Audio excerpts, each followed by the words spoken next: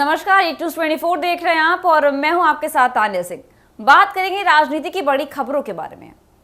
बाकी बची 7 सीटों पर भी पार्टी कार्यकर्ता बीजेपी के लिए वोट मांगने के बजाय फूलपुर और मझवा में आकर अपने उम्मीदवारों का प्रचार करेंगे, ये कहना है राजीव पासवान का। जी हां, केंद्रीय मंत्री चिराग पासवान की लोक जनशक्ति पार्टी ने यूपी विधानसभा उपचुनाव में 2 सीटों पर अपना उम्मीदवार उतारने का ऐलान कर दिया है। यह 2 सीट प्रयागराज की फूलपुर और मिर्जापुर की मझवा है। दोनों सीटों पर अनुसूचित जाति के उम्मीदवार उतारे जाएंगे। पार्टी के प्रदेश अध्यक्ष राजीव पासवान का कहना है कि बीजेपी से हमारा समझौता केंद्र और बिहार में है, उत्तर प्रदेश में नहीं।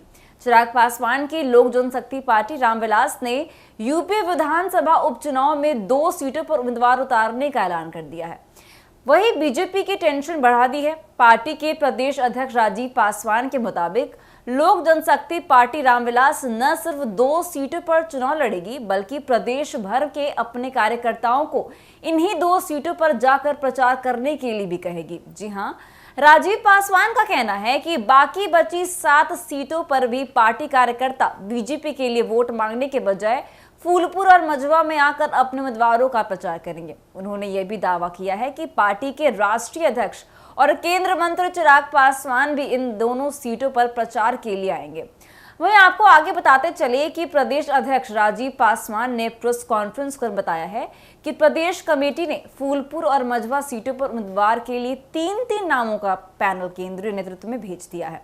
यह सभी नाम पार्टी के संसदीय बोर्ड में रखे जाएंगे और वहीं से किसी एक नाम पर मुहर लगेगी। उन्होंने दावा भी किया है कि प्रदेश इकाई ने केंद्र नेतृत्व के कहने पर तैयार कर उसे दिल्ली भेजा है। उनके मुताबिक पार्टी ने उपचुनाव में बीजेपी से 2 सीटों की मांग की थी, लेकिन बीजेपी हाईकमान एक भी सीट छोड़ने को तैयार नहीं है।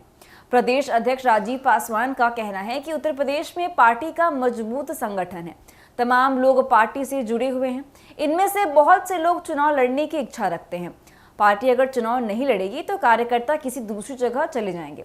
उनका यह भी कहना है कि केंद्र में बीजेपी से समझौते का सम्मान करते हुए ही पार्टी 9 में से सिर्फ 2 सीटों पर ही चुनाव लड़ेगी। उन्होंने यह भी दावा कर दिया है कि अगर 2027 में विधानसभा चुनाव में बीजेपी हमारी पार्टी को सम्मानजनक सीटें नहीं देगी तो लोक जनशक्ति पार्टी कम से कम 100 सीटों पर अपने उम्मीदवार उतारेगी। उनका दावा है कि उपचुनाव की दोनों सीटों पर हम बीजेपी के खिलाफ कुछ नहीं कहेंगे, लेकिन अपने उम्मीदवारों के लिए वोट जरूर मांगेंगे। हमारा मुकाबला समाजवादी पार्टी से ही रहेगा। तो फिलहाल के लिए बस इतना ही। ऐसी तमाम खबरों के लिए देखते हैं एक न्यूज़ 24। धन्यवाद।